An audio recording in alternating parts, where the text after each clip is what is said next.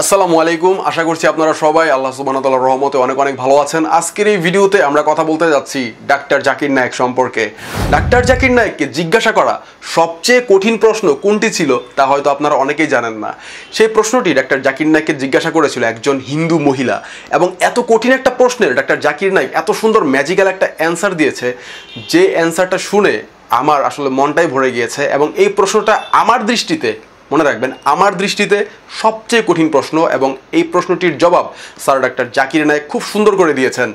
আমি এই ভিডিওটি আমার ভিডিওর সাথে ছোট করে দেখাবো। এর কারণ হচ্ছে ডাক্তার জাকির নায়েক স্যারের ভিডিও অনেক চ্যানেলে আপলোড হয়ে থাকে, তারা যে কোনো সময় কপিরাইট স্ট্রাইক দিতে পারে, কিন্তু আমার ভিডিওর সাথে যদি আমি হালকা করে ছোট করে দেখাই স্ক্রিনে, তাহলে তারা এটা দিতে পারবে না বা এটা দেওয়ার সম্ভাবনা অনেকটা কমে যাবে। ঠিক এজন্যই আমি এই কাজটা করব। সো এই জন্য কেউ মন খারাপ করবেন না।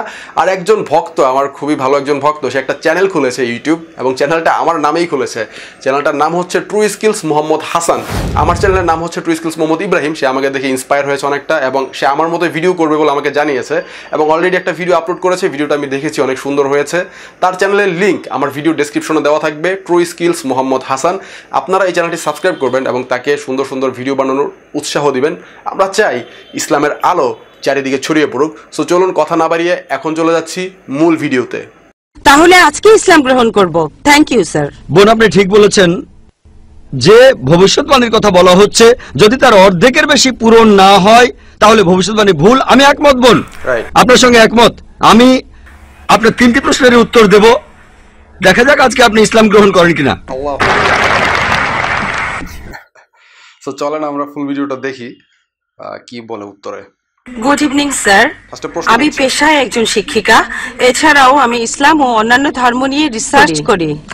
আপনার নামটা কি জানতে পারি? আমি নীলিমা। আপনার লেকচারের জন্য অসংখ্য ধন্যবাদ। তবে আমি কিছু ব্যাপারে একটু জানতে চাই। যেমন আপনি ভবিষ্যৎ পুরাণের কথা বললেন, 3য় খণ্ডের 3য় অধ্যায় 5 থেকে 8 নম্বর শ্লোক। আমি আপনাকে আরেকটা ব্যাপার জানিয়ে রাখি যে হয়তো আপনিও এটা জানেন। ধরেন ঈশ্বর যে নবীকে পৃথিবীতে পাঠান, সেই নবী তার উদ্দেশ্যে বলা ভবিষ্যৎবাণীগুলো পূরণ করবেন। যদি সেই নবী অর্ধেক বা তার কম ভবিষ্যৎবাণী পূরণ করেন, তাহলে তাকে নবী বলা যাবে না। এটা একটা সাধারণ যুক্তির ব্যাপার। এবারে ভবিষ্য পুরাণার কথা বলি। আপনি সেই ম্লেচ্ছ নেতার কথা বললেন, আর বললেন তিনি নবী মোহাম্মদ ছাড়া আর কেউ নন। আচ্ছা, আমি আপনার কথার প্রথম অংশটা মেনে নিচ্ছি, কিন্তু পরের অংশটা আপনি ব্যাখ্যা করে বলেননি। এখন আপনাকে বলি, ম্লেচ্ছ একটা সংস্কৃত শব্দ, আর সংস্কৃত ডিকশনারি অনুযায়ী ম্লেচ্ছ শব্দটার অর্থ অনার্য অথবা পাপী অথবা খারাপ লোক। ম্লেচ্ছ শব্দটার এই 3টা অর্থ হয়। তাহলে কি বলা যায় মোহাম্মদ ছিল পাপী অথবা খারাপ লোক? আরেকটা ব্যাপার হলো, এই ভবিষ্যৎবাণীর দ্বিতীয় শর্তটা, সেটা হলো তিনি একটা মরুস্থলে জন্মাবেন। মরুস্থল এর অর্থ মৃতদের স্থান, কারণ মরু শব্দটা এসেছে সংস্কৃত মৃ থেকে, যার অর্থ মৃত্যু। তাই এখানে অবশ্যই আরবের মরুভূমির কথা বলা হচ্ছে না, কারণ সেটা ছিল অনুর্বর ভূমি আর যুদ্ধক্ষেত্র। এরপরে আমি 3 নম্বর পয়েন্টে আসছি। এই ভবিষ্যৎবাণীতে বলা হয়েছে যে এই ম্লেচ্ছ নেতা তিনি গোসল করেন পঞ্চগাভিয়া আর গঙ্গা নদীতে। আর এটা আমরা সবাই জানি যে গঙ্গা নদী, এই নদীটা আরবে নয়, গঙ্গা নদী রয়েছে ইন্ডিয়ায়। এটা পৃথিবীর সবাই জানে। এবার পঞ্চগাভিয়ায় গোসল করা সম্পর্কে বলি। পঞ্চগাভিয়া মানে গরু থেকে উৎপন্ন 5টা উপাদান। এই উপাদানগুলো হলো দুধ, দই, ঘি, প্রস্রাব, গোবর। এখন ভবিষ্যৎবাণীটাকে সত্যি হতে গেলে এই কথাটাও তাহলে সত্যি হতে হবে। আপনি কি আমাকে পবিত্র কোরআনের এমন কোন আয়াত দেখাতে পারেন যেখানে বলা আছে যে মোহাম্মদ গোসল করেছিল গঙ্গার জলে বা সেই 5টা উপাদান দিয়ে, অর্থাৎ দুধ, দই, ঘি, প্রস্রাব আর গোবর? তাহলে আজকে ইসলাম গ্রহণ করব। Thank you sir. দেখেন, এত কঠিন কঠিন প্রশ্ন আসলে আপনি একবার চিন্তা করে দেখেন কি প্রশ্নগুলো করছে। সো দেখেন ডাক্তার জাকির নায়েক স্যার কি চমৎকার অ্যান্সার দিছে, সেটা চলেন আমরা এখন দেখি। বোন, আপনি ঠিক বলেছেন যে ভবিষ্যৎবাণীর কথা বলা হচ্ছে, যদি তার অর্ধেকের বেশি পূরণ না হয় তাহলে ভবিষ্যৎবাণী ভুল, আমি একমত বোন, আপনার সঙ্গে একমত। আমি আপনার 3টি প্রশ্নের উত্তর দেব, দেখা যাক আজকে আপনি ইসলাম গ্রহণ করেন কিনা। এটাও হতে পারে আপনি আমার সঙ্গে একমত হবেন না, আমি যা বলবো। আমি একমত, ম্লেচ্ছ এই শব্দটার 3টি অর্থ আছে। ম্লেচ্ছ এর একটা অর্থ হলো অনার্য অর্থাৎ বিদেশি, আরেকটা অর্থ হচ্ছে পাপী, আরেকটা অর্থ হলো খারাপ লোক। আর দেখবেন ইন্ডিয়ায় হিন্দুরা সাধারণত মুসলিমদের বলে থাকে ম্লেচ্ছ, তারা যখন এভাবে বলে তারা আসলে বোঝায় পাপী আর খারাপ লোক, কিন্তু এর আরেকটা অর্থ হলো বিদেশি। যখন আমি লেকচারে কোনো ধর্মগ্রন্থ থেকে উদ্ধৃতি দেই, সেখানে একটা শব্দের যদি অনেক অর্থ হয়, ব্যাপারটা এমন না ধরেন শব্দটার 4টা অর্থ আছে, তার মধ্যে 3টা অর্থ এখানে খাটে না, মাত্র একটা ঠিক হলেও অর্থ সঠিক হতে পারে। যেমন ধরেন কোরআন বলছে তোমরা শূকর খেও না, আজকে যদি ডিকশনারি খোলেন এই শূকর শব্দটার একটা অর্থ হলো পুলিশ অর্থাৎ পুলিশ অফিসার, তাহলে একটা অর্থ শূকর, আরেকটা অর্থ পুলিশ অফিসার। তবে কোরআন বাইবেল এটা বোঝায়নি।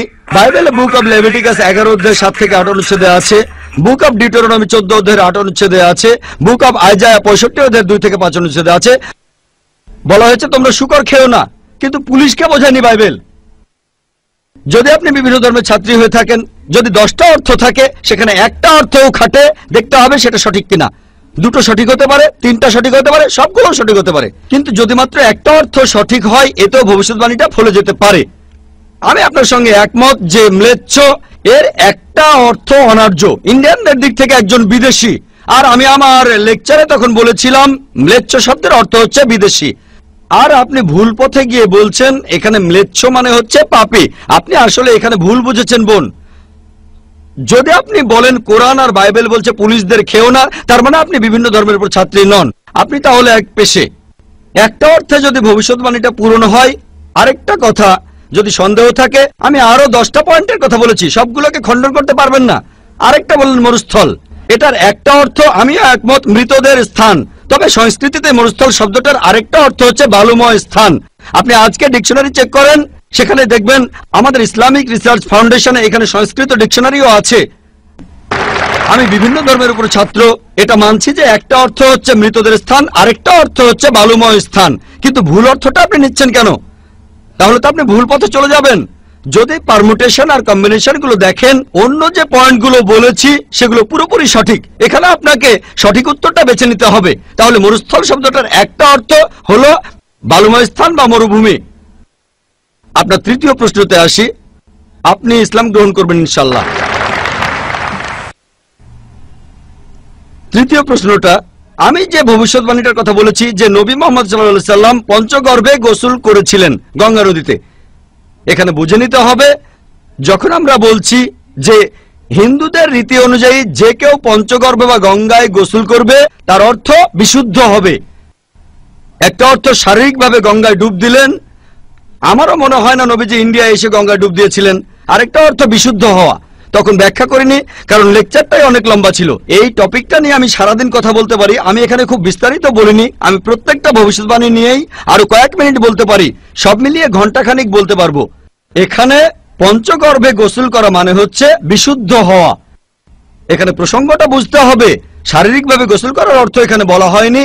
আর আপনি গঙ্গার পানিতে ডুব দিলেই বিশুদ্ধ হয়ে যাবেন এমন কোনো নিশ্চয়তা নেই, বিশুদ্ধ না হওয়ার সম্ভাবনাই বেশি। এটা হচ্ছে হিন্দুদের রীতি অনুযায়ী বলা, তাই এখানে ভবিষ্যৎবাণীটা বলছে যে নবী মুহাম্মদ সাল্লাল্লাহু আলাইহি সাল্লাম পঞ্চগর্ভে গোসল করেছিলেন। তার মানে এই না যে তিনি এখানে এসেছিলেন, মানে হলো আল্লাহ তাআলা তাকে বিশুদ্ধ করেছিলেন। আমরা বিশ্বাস করি যে আল্লাহ তাআলার সকল নবী, সকলেই হোক তিনি মুসা বা ঈসা আলাইহিস সালাম অথবা মুহাম্মদ সাল্লাল্লাহু আলাইহি সাল্লাম, তারা সকলেই ছিলেন মাসুম, তারা ছিলেন নিষ্পাপ, ছিলেন বিশুদ্ধ। তাহলে আল্লাহর সকল নবী, আল্লাহ যাদের পৃথিবীতে পাঠিয়েছিলেন, আমরা মানি যে তারা সকলেই নিষ্পাপ, সকলেই মাসুম, সকলেই বিশুদ্ধ। তাহলে আপনার উত্তরটাও পেলেন। আশা করি ইনশাআল্লাহ আপনি ইসলাম গ্রহণ করবেন বোন। তো বলেন, একজন মানুষ যদি এইভাবে অ্যান্সার দেয় এত সুন্দর করে, সেই মানুষটার প্রতি শ্রদ্ধাবোধ বাড়ে না কমে? এই ভিডিওটা দেখার পর তো আমার মানে ইচ্ছা করতেছে আমি যদি ডাক্তার জাকির নায়েককে কাছে পাইতাম, আমি ওনারে মানে জড়ায় ধরতাম আর জড়ায় ধরা বলতাম যে আপনি আলহামদুলিল্লাহ ইসলামের জন্য যতটুকু খেদমত করছেন সেটা আসলে আমার মনে হয় না আমরা বা আমাদের মধ্যে কারো করার সেটা সামর্থ্য এখন পর্যন্ত হয়েছে। আলহামদুলিল্লাহ, এত সুন্দর একটা অ্যান্সার। আর আমি আবারও বলতেছি যে এই ভিডিওটা আমি এখানে সাইডলি দেখাইছি এর একটাই কারণ, যে ভিডিওতে অনেকে কপিরাইট স্ট্রাইক দেয় বা এই ভিডিওটা তখন ক্লেম করার একটা চান্স থাকে যদি আমি ডাইরেক্ট ভিডিওটা আপলোড দিতাম, তাই এটা সাইডে দেখালাম যেন এই ভিডিওটা থাকে। কেননা এর আগেও আমি এই ভিডিওটা একবার আপলোড দিয়েছিলাম, তখন একটু সমস্যা হয়েছিল। অ্যান্ড এই ভিডিওটা আমার খুবই পছন্দের একটা ভিডিও, যদিও এই ভিডিওটা ঠিকমতো অনেকে সার্চ করলে পায় না, আর তাই এই ভিডিওটা আমি আপনাদের জন্য এইভাবে করলাম, এইভাবে দেখালাম যেন আপনারা এই ভিডিওটা দেখে অনেক কিছু শিখতে পারেন এবং স্যার ডাক্তার জাকির নায়েককে আরও ভালো করে বুঝতে পারেন। আপনাদের প্রতি একটা রিকোয়েস্ট থাকবে এই যে আপনারা স্যার ডাক্তার জাকির নায়েকের সবগুলো ভিডিও দেখবেন তার ভিডিওগুলো বাংলাতে অনেক চ্যানেলে আপলোড করা আছে, আপনারা তার ভিডিওগুলো দেখবেন।